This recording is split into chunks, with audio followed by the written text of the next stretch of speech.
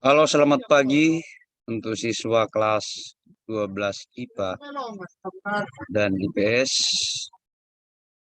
Kita bertemu kembali dalam pembelajaran matematika wajib.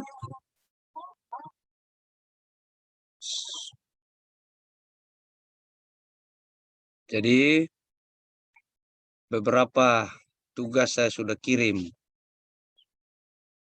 dan sudah jelaskan pada pertemuan Zoom lalu. Bahkan sudah dikirim melalui YouTube. Mudah-mudahan Anda sudah membukanya dan sudah mengerjakan. Sudah ada siswa sebagian yang mengirim tugasnya melalui WA.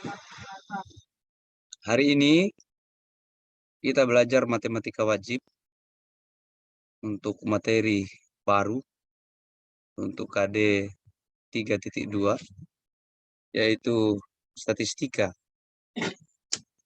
Saya share screen materinya.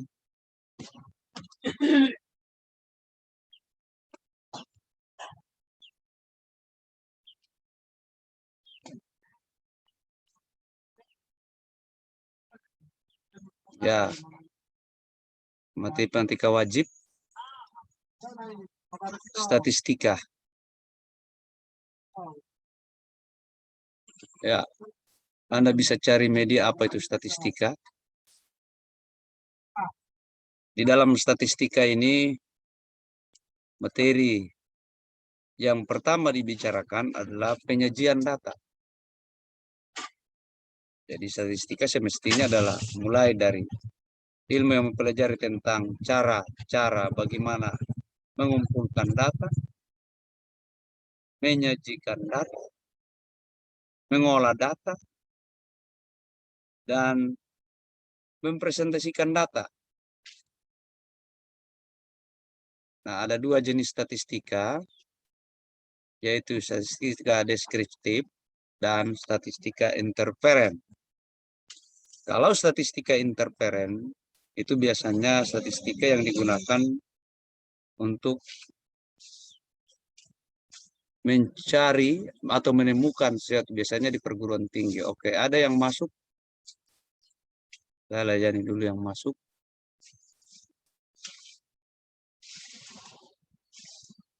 Halo, selamat pagi. Menjelang siang.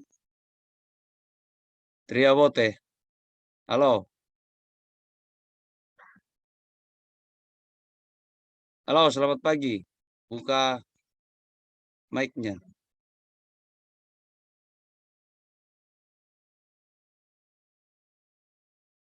Triawote.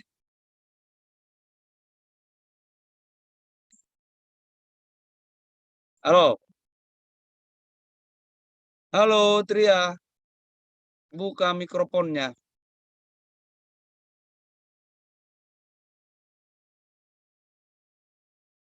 Itu statistika ya.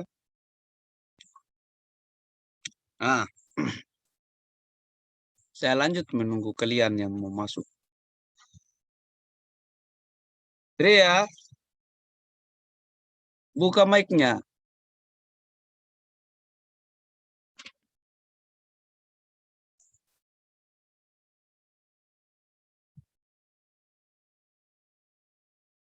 Nah,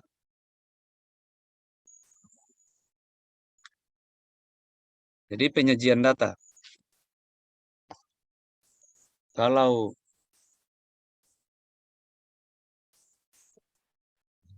jadi dalam statistika sebetulnya langkah-langkah pertama itu pengumpulan data, pengolahan data, penyajian data. Itu kalau statistika deskriptif. Kita hanya sebatas sampai di situ. Sementara kalau statistika interferen atau inferensial, sorry, bukan interferen, inferensial, itu kita sampai pada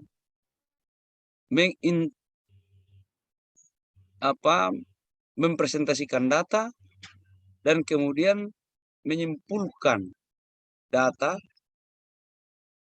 ya, itu inferensial ya. mempresentasikan data, baru menganalisa data, sampai membuat satu kesimpulan penemuan. Itu biasanya digunakan di perguruan tinggi. Nah, kalau penyajian data, kita mulai diagram garis. Nah, untuk diagram garis ini, Anda sudah pelajari bagaimana menggambar ya dalam fungsi ya, menggambar pada bidang koordinat kartesius. Jadi tidak berbeda jauh dengan itu. Nah, sehingga kita harus tahu membuat hubungan antara atau membuat garis horizontal X dan garis vertikal Y atau bidang koordinat kartesius X dan Y. Ya. Nah, ini contoh misalnya ada data seperti ini. Hasil penjualan komputer periode Januari sampai Juli 2019. Tercatat ada 2 kolom lajur ya, dan kolom ada berapa ini.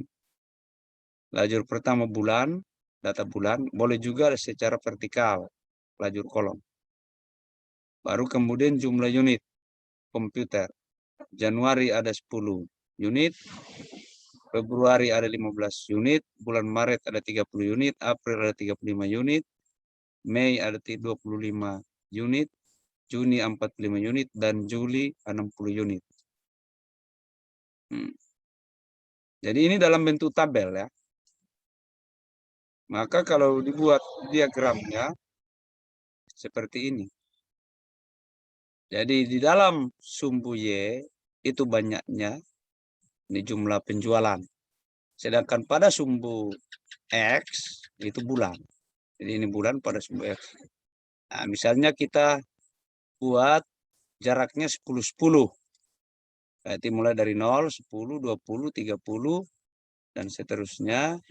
Yang ini bulan. Nah, kita lihat pada bulan Januari ada 10.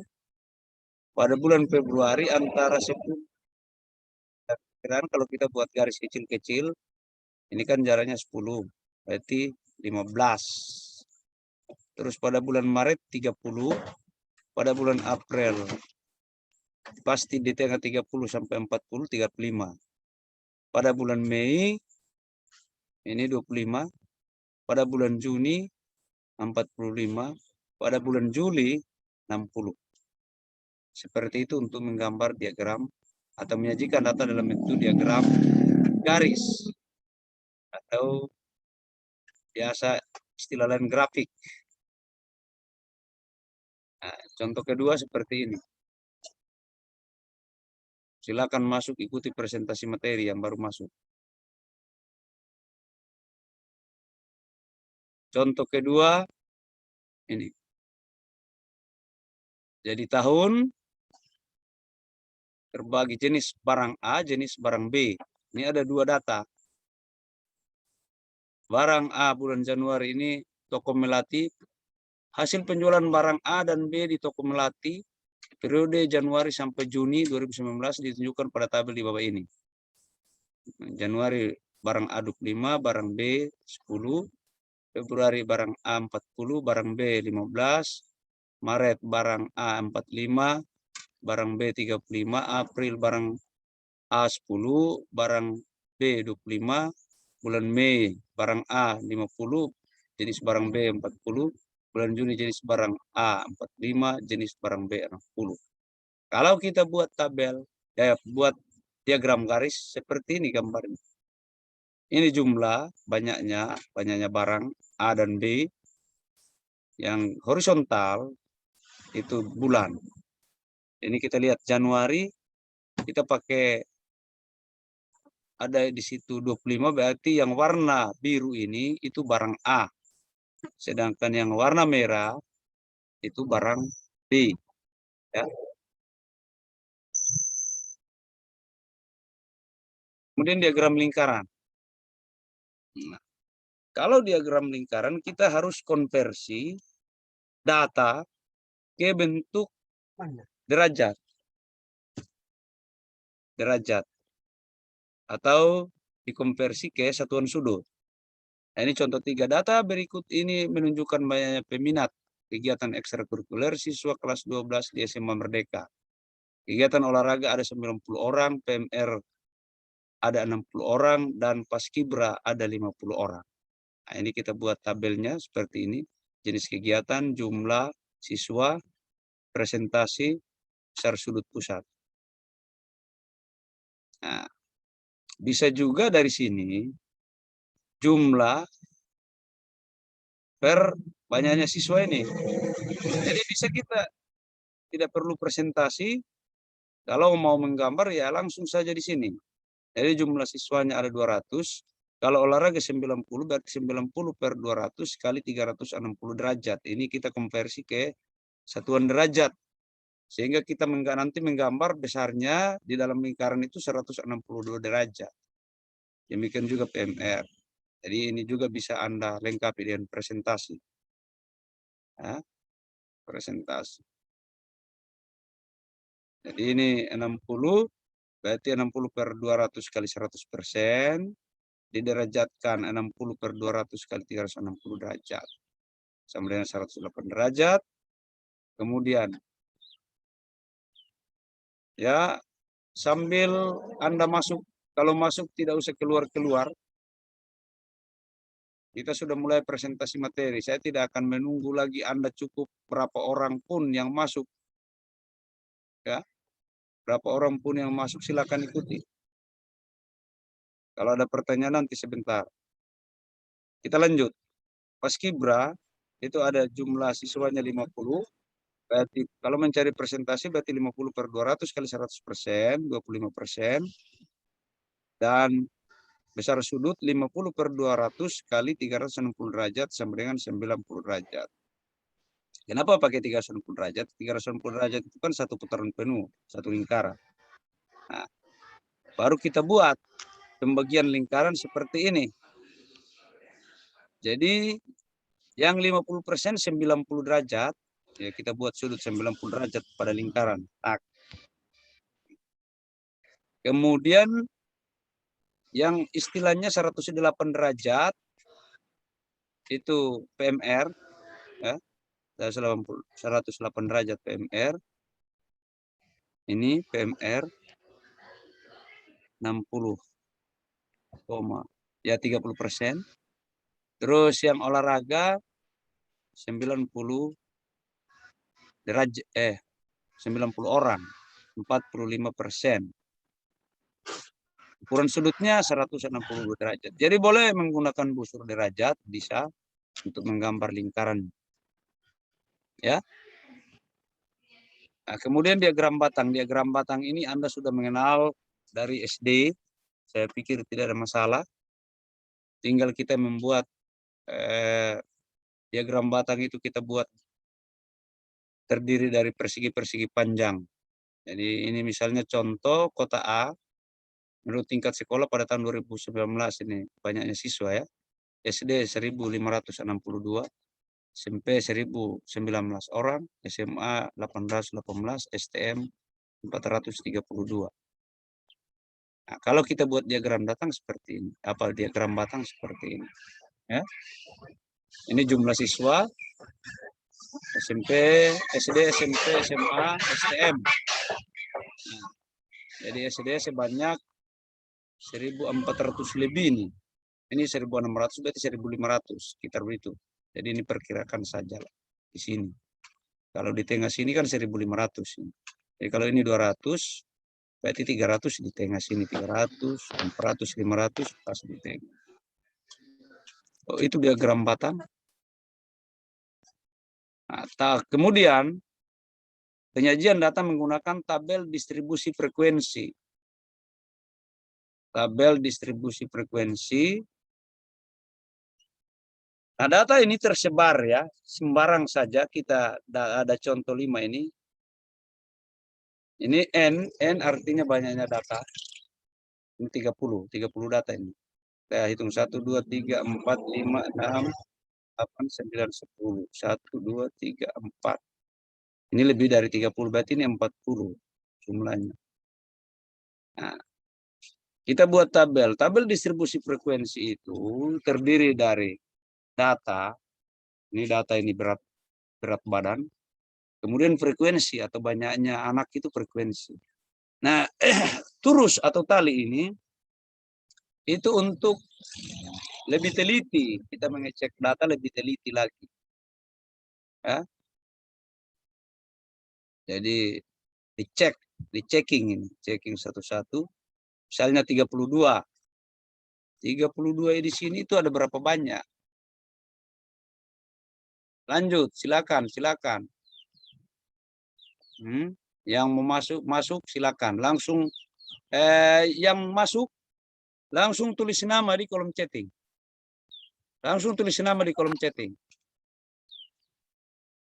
Ini saya sudah presentasi materi. Tinggal lanjut saja perhatikan. Jadi saya sampaikan kembali materi kita statistika. Jadi mulai dari penyajian data. Ini sudah masuk di distribusi frekuensi. Dari tadi saya presentasi materi, saya tidak tunggu lagi. Sekarang kalau jamnya pas jam matematika, kalau tidak ada siswa yang masuk, saya bicara sendiri nanti. Dan bisa di-upload nanti di YouTube. Jadi ini membuat tabel frekuensi, data tunggal ini ya, data tunggal. Karena ada 2 jenis tabel, frekuensi data tunggal dan data berkelompok. Kalau data sudah terlalu banyak, kita buat bentuk kelas. Ya, di kelas. Di dalam satu kelas ada terdapat beberapa data, itu nanti. Ini tunggal. Nah, 32 kita cek, 32 itu banyaknya data. Jadi ini turus, ini digunakan kita pengecekan data, misalnya begini. 32, satu garis. Terus 35, 32 lagi, 2 garis. Terus, oh ada babar 32, 3, 32 lagi, sudah 4 garis. Terus, cari lagi 32, ini 5 garis. 5 garis langsung ikat. Si 5. Terus lagi cari lagi 32, satu sana, satu. Berarti ada 6. Jadi tekniknya seperti itu. Jadi banyaknya anak itu masuk sebagai kolom frekuensi 6. Lanjut 33. Cek lagi 33, 1 garis seperti itu ya. 33 lagi, 2 garis yang garis lari terus tali. Terus 33 dan seterusnya. Seperti itu cara ya. Sampai dapat 6 lagi. 34, 7. Dapat 7. 35 ada 5. Itu sudah dicek ya. Itu cara tekniknya seperti itu ya. 36, 9, 37, 7. Jadi tidak sulit. Tinggal Anda melihatnya. Nah, jadi setelah seperti ini, bisa juga di sini cuma berat badan, itu kita dalam kilogram kita simbol XI data, terus F frekuensi.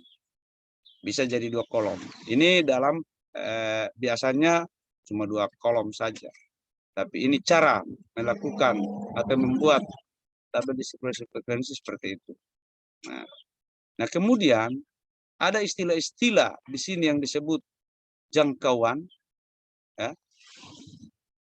Ini sebentar ya.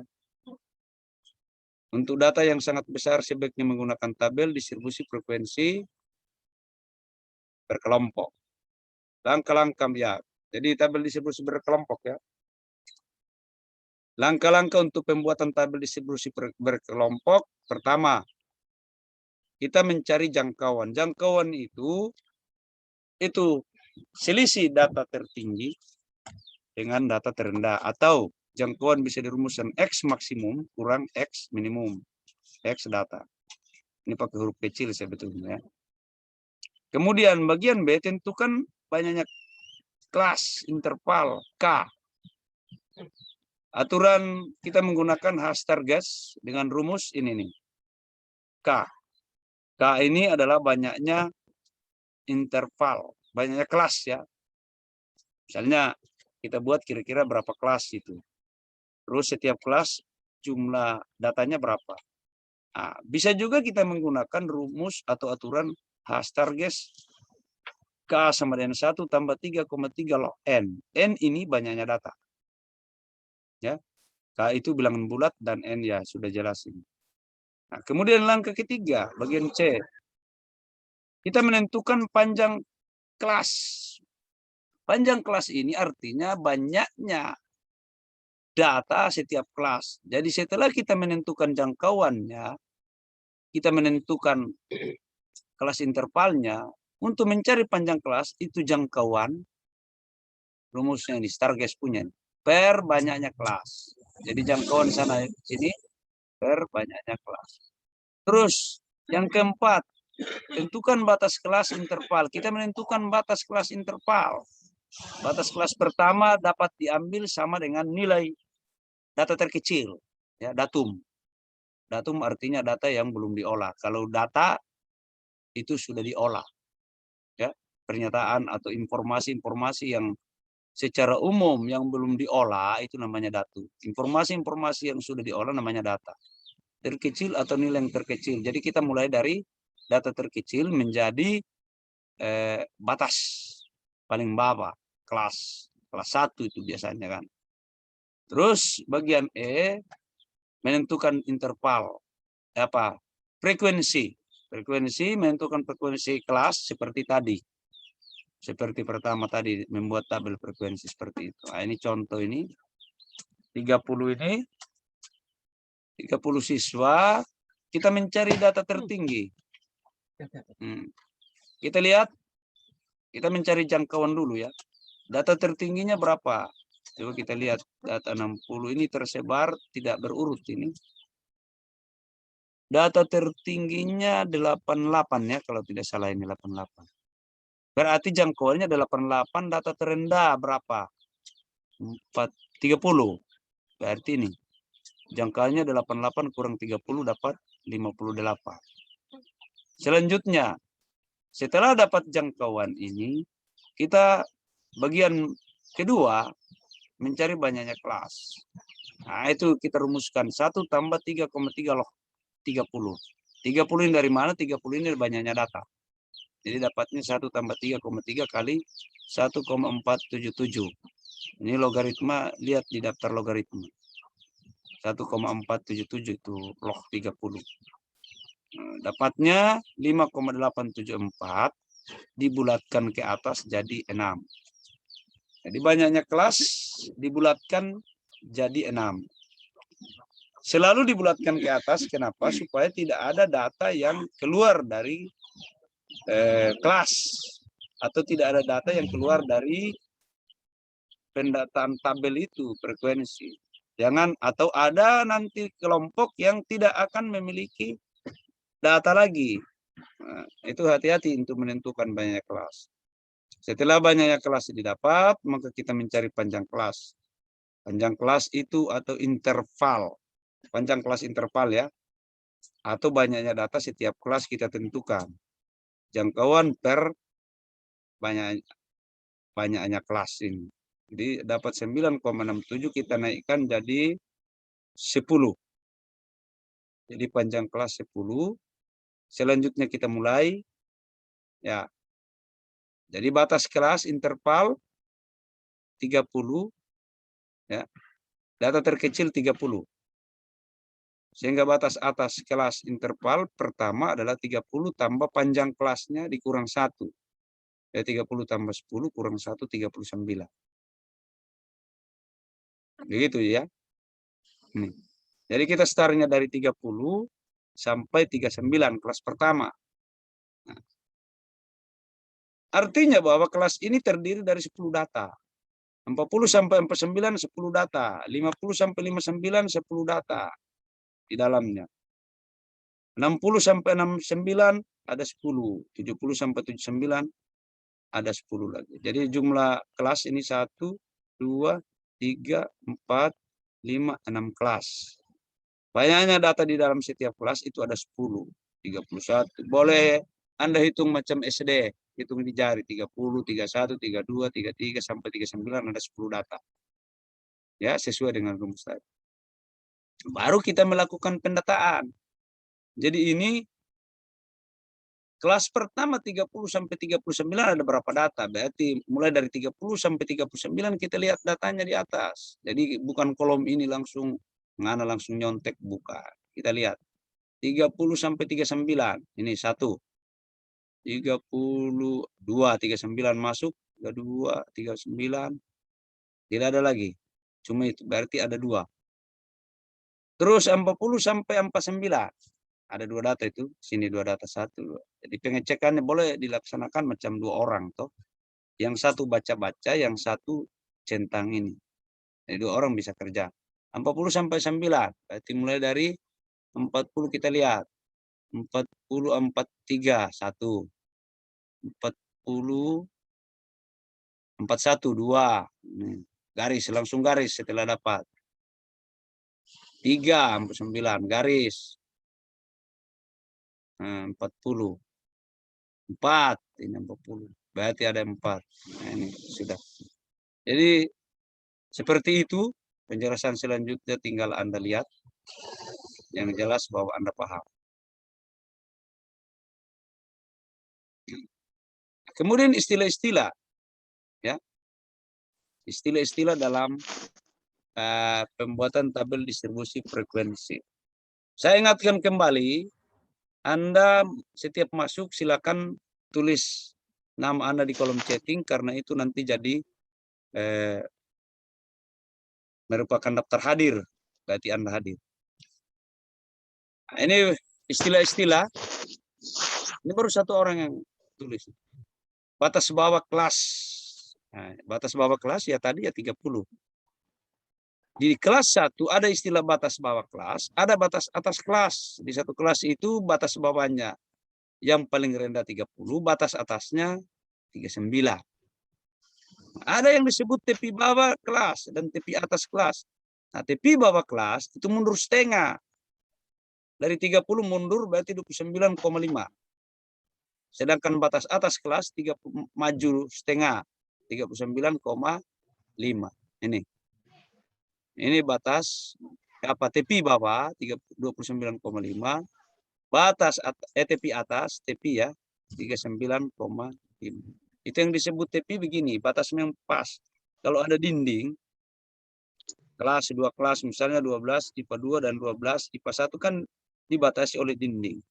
Nah, yang disebut tepi itu di tengah-tengah dinding itu kan masih ada lagi tuh coran atau batako di dalam. Ya bagi tengah-tengah itu yang disebut tepi. Sedangkan ruangannya itu ya batas. Baru panjang interval kelas. Panjang kelas tadi yang 10 itu. Nah, panjang interval kelas kalau tabel distribusi frekuensi sudah ada, itu tinggal kita cari tepi atas dikurangi tepi bawah ini 39,5 dikurangi 29,5 itu. Kalau tabel frekuensinya sudah ada, tinggal kita disuruh menentukan panjang interval kelas atau banyaknya data di setiap kelas. Kemudian titik tengah ya, titik tengah kelas. Sudah jumlahkan dibagi 2 itu titik tengah. Ya. 30 tambah 35 bagi 2. Atau mana urutkan begini, 30 sampai 39. Ya, 30 tambah 39, sorry bukan 35. Urutkan 30, 31, 32 sampai 39 yang tengah-tengahnya buat berapa? Kalau ganjil kelihatan tengahnya. Kalau genap ya pasti di tengah. Berarti di sini dapatnya 34,5 atau pakai 30 tambah 39 per 2. Itu tabel distribusi frekuensi. Ya, seperti itu. Kemudian histogram dan poligon frekuensi. Kalau histogram sebetulnya tidak berbeda jauh dengan diagram batang. Hanya saja kalau pada diagram batang ada jaraknya tadi persentase titik. Sedangkan histogram itu diagram batangnya itu mepet atau tidak ada jaraknya. Jadi sehingga digunakan yang disebut tadi itu tepi atas, tepi bawah. Baru poligon frekuensi. Poligon frekuensi ini adalah diagram garis dari histogram. Kita jelasnya kita tunjukkan ke bawah.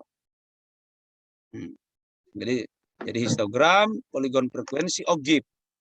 OGIF juga merupakan diagram garis, tetapi menggunakan frekuensi kumulatif, lebih dari atau kurang dari. Nah ini, tepi bawah kelas.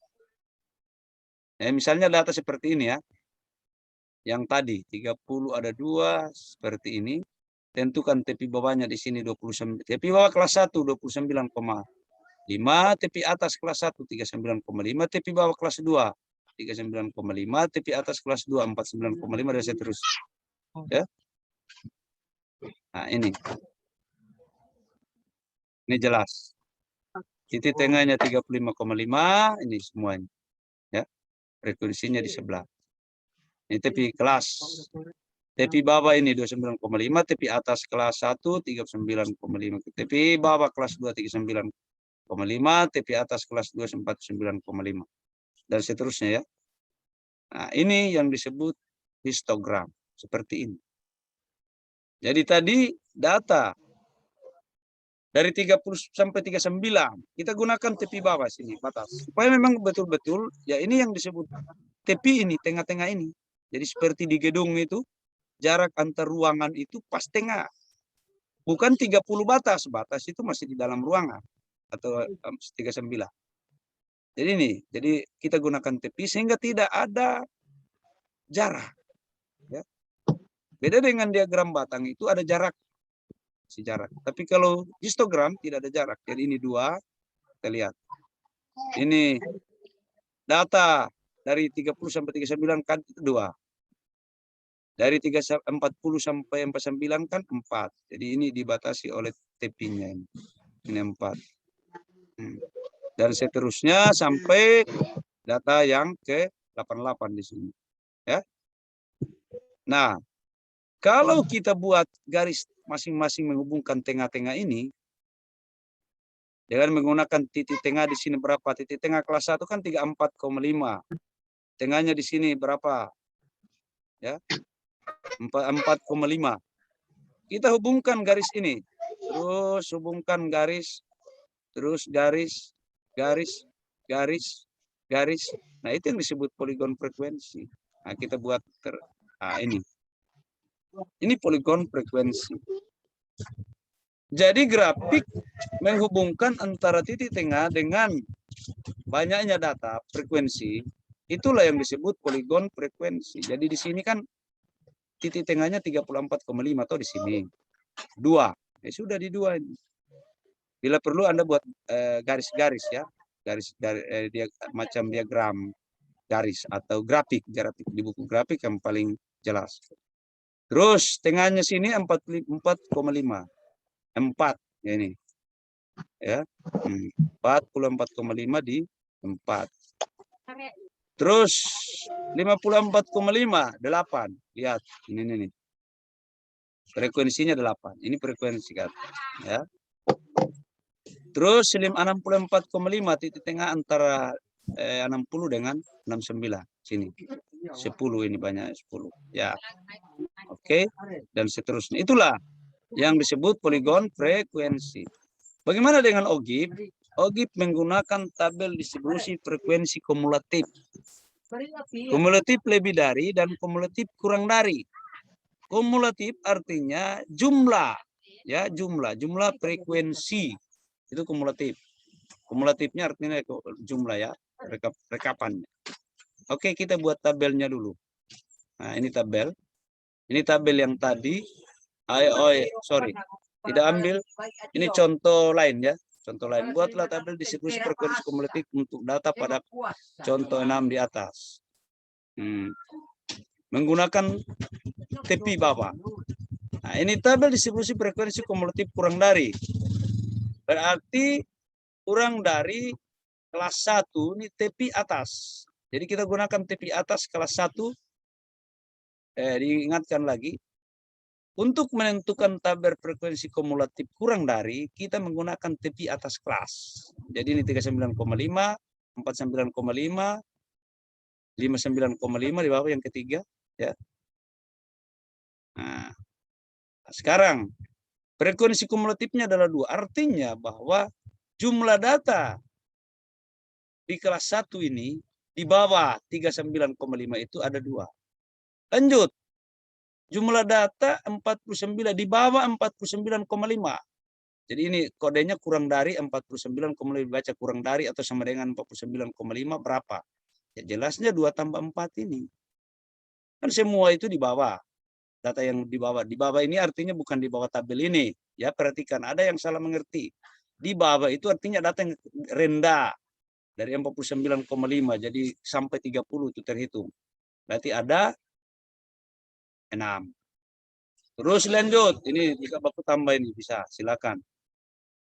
Dari 59,5. Berarti 2 tambah 4 tambah 8. Ini. Ada 14. 6 tambah 8. Ini 6 ini. Selanjutnya 14 ini terus sampai 24. Terus ada 10. Ini 10 data ini. Yang lanjut ada 5. Berarti 24 tambah 5. 29. Selanjutnya ada 1. Berarti 30. Jadi di sini 2, 6, 14, 24, 29, 30. Nah untuk OGIP, ya silakan data ini digambar pada OGIP. Pasangannya 39,5, pasangannya 2. 49,5 pasangannya 6. Itu langsung di OGIP. OGIP kurang dari. Ya. Jadi OGIP itu diagram garis. Atau biasa trennya istilah kita grafik. Nah, untuk tabel distribusi frekuensi lebih dari, kita gunakan TP bawah kelas. Kenapa? Karena kita mencari banyaknya frekuensi yang lebih dari. Jadi dari data 29 ke atas. Ke yang besar. Ya. Sehingga kalau lebih dari 29,5 berarti dihitung semua. Jadi mulai dari 30 terus sampai di 89. Berarti jumlah semuanya 30. Terus mulai dari 39,5 berarti terpotong 2 di atas. Berarti jadi 28. Mulai dari 49,5 sudah terpotong berapa? 6. Berarti tersisa 24. Ya, kan ada 30 data. 29,5 dipotong lagi. Dipotong berapa ini semua ini? Potong 6, 14. Berarti sisanya 16. Terus 69,5. Dari tadi 16 potong 26. Sisanya 1 tambah 5 terakhir di bawah. Ya boleh juga seperti itu. 6. Nah, terakhir 1. Jadi tepi bawah kelas 79,5 1.